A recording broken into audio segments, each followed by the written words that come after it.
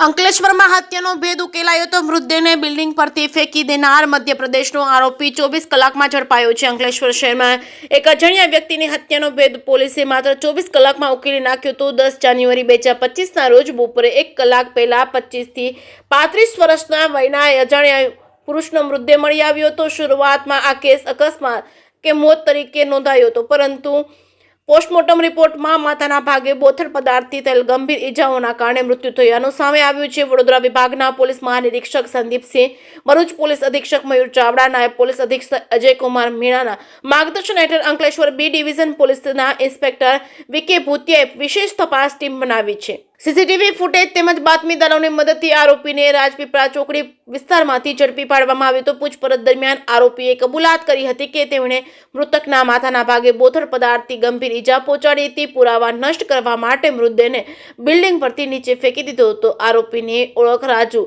શિવલાલ સાકેત તરીકે થઈ છે। મધ્યપ્રદેશના સિદ્ધી જિલ્લાના જમોદી ખુદ ગામનો રહેવાસી છે અને મજૂરી કામ કરે છે। પોલીસે આરોપીની ધરપકડ કરી કાયદેસરની કાર્યવાહી શરૂ કરી છે।